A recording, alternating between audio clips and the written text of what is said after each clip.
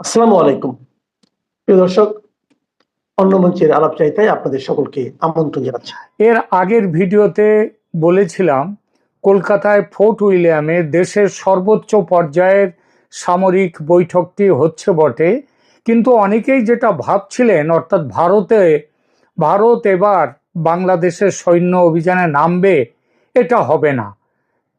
ঠিক তাই হয়েছে। মানে ভারত বাংলাদেশের সৈন্য অভিযানের ব্যাপারে কোনো কথাই হয়নি এই বৈঠকে। তবে কোনো কথাই কি হয়নি বাংলাদেশ সম্পর্কে? হয়েছে। তবে তার আগে একবার ছোট্ট করে বলে নিই, এই 3 দিনের বৈঠক, এটা কিন্তু একদিনের বৈঠক নয়। প্রথম দিনে এসছিলেন ভারতের প্রধানমন্ত্রী নরেন্দ্র মোদী। তিনি 15 তারিখের বৈঠকে পরে তিনি আবার চলে যান, বিহারে চলে যান, সেখানে ভোটের ব্যাপারে প্রচারে তিনি চলে যান।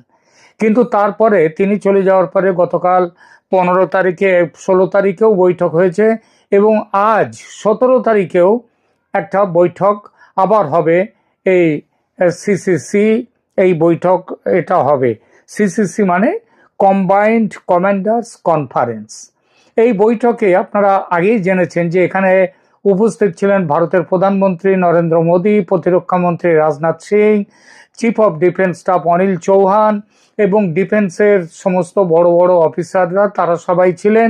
এমনকি এখানে ডিফেন্স সেক্রেটারি, তিনিও এখানে ছিলেন। তো এইখানটাতে গতকাল কলকাতায় অনুষ্ঠিত এই সম্মেলনের প্রথম দিন মানে 15 তারিখ, এবং দ্বিতীয় দিন অর্থাৎ আজ 16 তারিখ, মানে গতকাল 16 তারিখ, 16ই সেপ্টেম্বর, কিছু গুরুত্বপূর্ণ সিদ্ধান্ত নেওয়া হয়েছে। এই সিদ্ধান্তগুলো যেমন আগে বলা হয়েছে, এই সিদ্ধান্তের এই বৈঠকের কারণ, কেন বৈঠকটা করা হচ্ছে, সেটা হচ্ছে প্রতিরক্ষা সংস্কার যেগুলো হবে সেগুলো ত্বরান্বিতকরণের ব্যাপারে আলোচনা হয়েছে। প্রধানমন্ত্রী নরেন্দ্র মোদী 2025 সালকে সংস্কারের বছর হিসেবে ঘোষণা করে প্রতিরক্ষা মন্ত্রণালয়কে এই বিষয়গুলো নিয়ে দ্রুত পদক্ষেপ নিতে নির্দেশ দিয়েছেন। এক হচ্ছে জয়েন্টনেস বৃদ্ধি, অর্থাৎ 3 বাহিনীর মধ্যে একতা, এইগুলো বৃদ্ধি, আত্মনির্ভরতা প্রসার এবং উদ্ভাবন ও প্রযুক্তি উন্নয়ন এবং বহুমুখী যুদ্ধক্ষেত্রে প্রস্তুতি জোরদারকরণ, এই বিষয়গুলো এখানে আলোচনা হয়েছে। অপারেশন সিন্দুরের মূল্যায়ন। সম্মেলনে অপারেশন সিন্দুরের সফলতার জন্য সশস্ত্র বাহিনীর প্রশংসা করা হয়েছে। এই অভিযানটি সীমান্তের ওপারে ও পাকিস্তানের ভেতরে সন্ত্রাসী অবকাঠামো ধ্বংস করার জন্য একটি লক্ষ্যভিত্তিক ত্রিসেবা অভিযান ছিল। আর এরপরে 16ই সেপ্টেম্বর, মানে গতকাল, যেটা মঙ্গলবার, যে বিষয়গুলো নিয়ে আলোচনা হয়েছে, সেখানে বলা হয়েছে কি, অদৃশ্য হুমকির মোকাবিলা, এটা হচ্ছে প্রধান। এবং এই জায়গাতেই বাংলাদেশ এসেছিল। কিভাবে এসেছে সেগুলো পরে বলছি। প্রতিরক্ষা মন্ত্রী রাজনাথ সিং ওই সশস্ত্র বাহিনীর কমান্ডারদের উদ্দেশ্যে ভাষণে বলেছেন অপ্রচলিত হুমকি মোকাবিলায় প্রস্তুত থাকতে হবে। ব্যাপারটা বুঝতে পারছেন? অপ্রচলিত মানে সরাসরি যুদ্ধ নয়, ঘুষপেট, জঙ্গি সন্ত্রাসবাদী কাজকর্ম, এই সমস্ত হুমকি মোকাবেলায়, অনুপ্রবেশ তো বলেই দিয়েছি, এইসব হুমকির মোকাবিলায় প্রস্তুত থাকতে হবে। তিনি আরও বলেছেন তথ্য, আদর্শগত, পরিবেশগত, জৈবিক যুদ্ধের মতো অদৃশ্য চ্যালেঞ্জ মোকাবিলা করা। এখানেও ঘুরে ফিরে সেই সন্ত্রাসবাদী কাজকর্মের ব্যাপারটা আসছে, নিশ্চয়ই বুঝতে পেরেছেন। এরপরে আসছে প্রযুক্তি বান্ধব সামরিক বাহিনী গড়ে তোলা।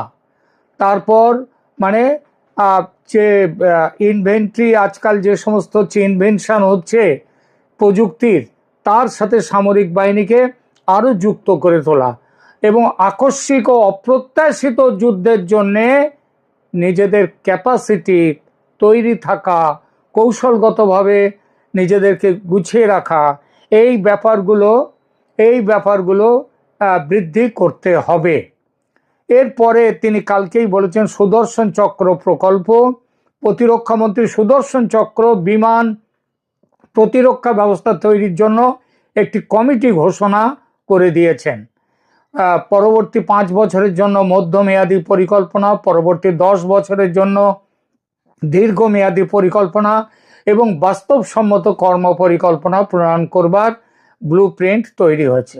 সম্মেলনের থিম ও অংশগ্রহণকারী এই বছরের সম্মেলনের প্রতিপাদ্য হলো সংস্কারের বছর, যেটা প্রথমে বললাম নরেন্দ্র মোদী বলেছেন, ভবিষ্যতের জন্য রূপান্তর।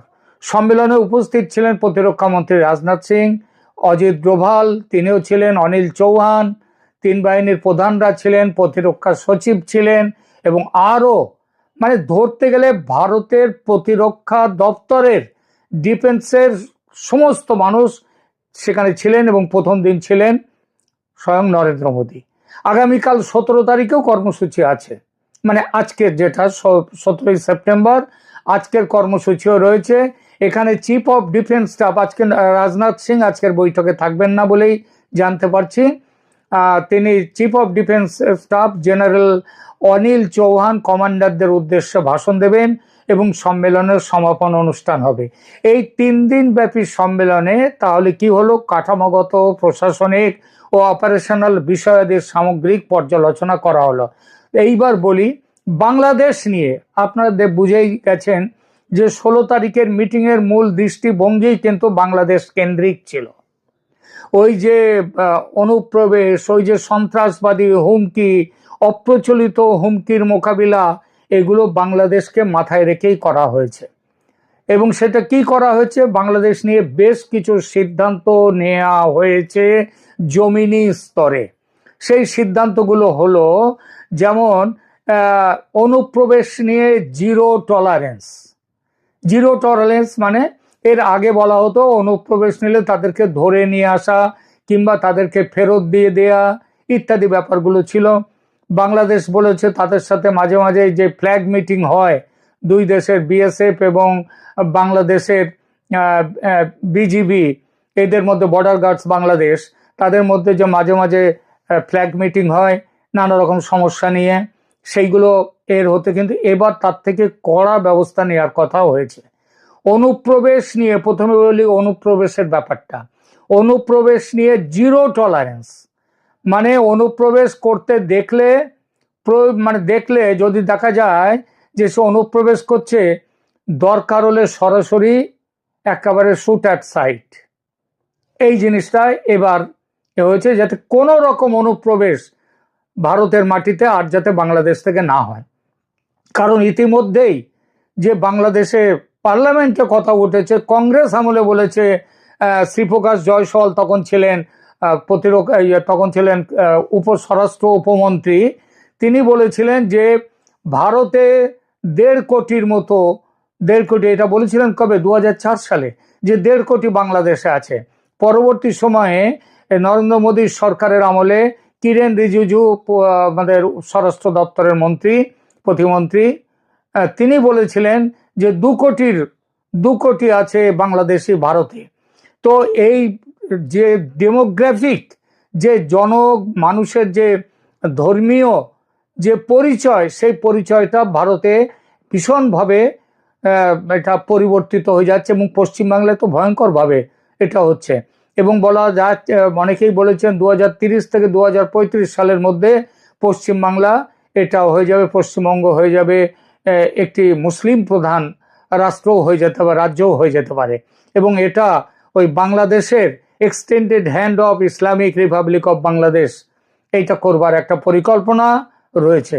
সেটা যাতে না হয়, এখন অনুপ্রবেশ নিয়ে জিরো টলারেন্স, সেইটা কালকে মানে 16 তারিখের যে আলোচনার মধ্যে সেগুলো এসছে। 2 নম্বর, সীমান্তে সর্বোচ্চ পাহারাদারি, এজন্য সর্বাধুনিক বৈদ্যুতিক সরঞ্জাম ইনস্টল করার সিদ্ধান্ত নেওয়া হয়েছে।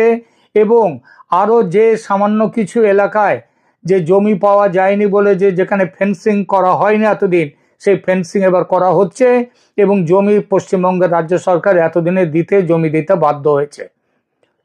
সুতরাং এই যে সীমান্তে সর্বোচ্চ পাহারাদারি এবং সর্বাধুনিক বৈদ্যুতিক সরঞ্জাম ইনস্টল করার সিদ্ধান্ত হয়েছে। 3, এখন থেকে কোনো ওয়ার্নিং দেয়া নয়। ওই যে বলেছি যে চোরা চালান হচ্ছে, পশু চালান হচ্ছে, অনুপ্রবেশ হচ্ছে, এই ব্যাপারে নো ওয়ার্নিং, আর কোনো ওয়ার্নিং নয়, একেবারে শুট অ্যাট সাইট। 4, পুশব্যাক বা পুশ আউট, যারা এখানে ভারতে ইতিমধ্যে এসেছে এবং যাদের চিহ্নিত করা গেছে বাংলাদেশি বলে, যাদের ফেরত দেওয়ার চেষ্টা চলছে, সেই পুশব্যাক বা পুশ আউট যে সফল করার ব্যবস্থা, কিভাবে কোন জায়গা দিয়ে বাংলাদেশে তাদেরকে পুশব্যাক করা যাবে বা ভারত থেকে তাদেরকে পুশ আউট করা হবে, এই সফল ব্যবস্থা করার দায়িত্ব এবার এসেছে পুরোপুরি সীমান্তরক্ষী বাহিনীর উপর। এবং এ ব্যাপারে কোনো রাজ্য সরকারের সাথে কোনো রকম কথাবার্তা বলার কোনো দরকার নেই। 5 নম্বর, চোরাচালান বন্ধ করতে যা কিছু ব্যবস্থা প্রয়োজনীয় বলে বোধ হবে সেটা করার পুরো ছাড় বিএসএফ এর। আগে হতো কি, চোরাচালানকারী ধরা পড়লে তাকে এই রাজ্য পুলিশের হাতে দেওয়া হতো, অনুপ্রবেশ ধরা পড়লে রাজ্য পুলিশের হাতে দেওয়া হতো। এখন আর ওই রাজ্য পুলিশের হাতে দেওয়া টেয়া নেয়, হয় তাদেরকে ওপারে পাঠিয়ে দাও, তাদেরকে পুশব্যাক করে ওপারে পাঠিয়ে দাও, নইলে শুট অ্যাট সাইট। 6 নম্বর হচ্ছে, পশ্চিমবঙ্গ সরকার ও রাজ্য পুলিশ প্রশাসন তারা এটা সবাই জানে যে তারা অনুপ্রবেশের পক্ষে কাজ করছে। তাদের সঙ্গে সংঘাত অবধারিত হলে বিএসএফ এর চিন্তার কারণ নেই, কেন্দ্রীয় সরকার পূর্ণ সমর্থন দেবে। 7 নম্বর, সীমান্ত এলাকায় নাশকতামূলক কিছু ঘটলে কেন্দ্রকে তার সরাসরি রিপোর্টিং করবে বিএসএফ। 8 নম্বর, সবচেয়ে বড় যে সিদ্ধান্ত সেটা হলো প্রয়োজন বুঝলে সীমান্ত পেরিয়ে গিয়ে উপযুক্ত ব্যবস্থা নেয়ার ক্ষমতা দেয়া হয়েছে বিএসএফকে। একটু ভেঙে বলা যাক বিষয়টা। আপনাদের হয়তো অনেকেই ভুলে যাননি যে 2001 সালের এপ্রিল মাসে যেভাবে ভারতীয় সীমান্ত রক্ষী বাহিনীর জওয়ানদের অতর্কিত আক্রমণে ধরে নিয়ে গিয়ে খুন করেছিল বাংলাদেশ রাইফেলস, তেমন কোনো ঘটনা যেন আর দ্বিতীয়বার না ঘটে। মনে রাখতে হবে, সে সময় কিন্তু বাংলাদেশে শেখ হাসিনার বন্ধু সরকার ছিল, কিন্তু তা সত্ত্বেও ঘটেছিল সেই ভয়ঙ্কর ঘটনা। আর এখন তো শত্রু স্থানীয় সরকার।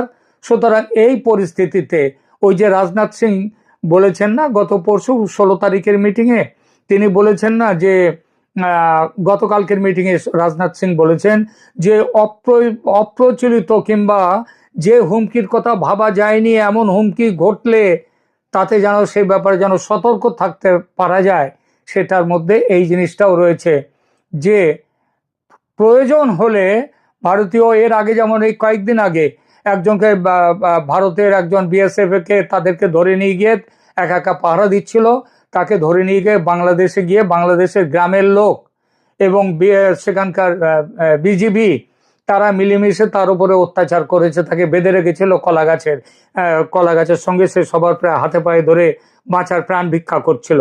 এই রকম ঘটনা যাতে আর না ঘটে এই ব্যাপারে, সুতরাং এই ব্যাপারে একেবারে যে বলবো যে চরম ব্যবস্থা নেয়, তার জন্যে যদি যুদ্ধও বাদে দুই দেশের মধ্যে বাড়ুক, অর্থাৎ ভারত যুদ্ধের অপশনটাও কিন্তু এখানটায় রেখে দিয়েছে, উড়িয়ে দেয়নি। এইটাই হচ্ছে এবারের এই যে কমান্ডার্স কনফারেন্স, যেটা হলো commanders conference, combined commanders conference CCC. মনে রাখবেন, এটা 2 বছরেরও পরে এই বৈঠকটি হলো এবং এই বৈঠকটা হয়েছে কলকাতায়। সুতরাং বুঝতেই পারছেন যে বাংলাদেশ এই বৈঠকে একটা আলোচ্য বিষয় ছিল সরাসরি, এবং অনেক সময় বাংলাদেশের কথাটা মাথায় রেখে দিয়ে এখানে যা আলোচনা করবার সেগুলো হয়েছে। এই হলো সিসিসি বৈঠকের ছোট্ট করে একটা বিবরণী। আপাতত এখানেই রাখছি।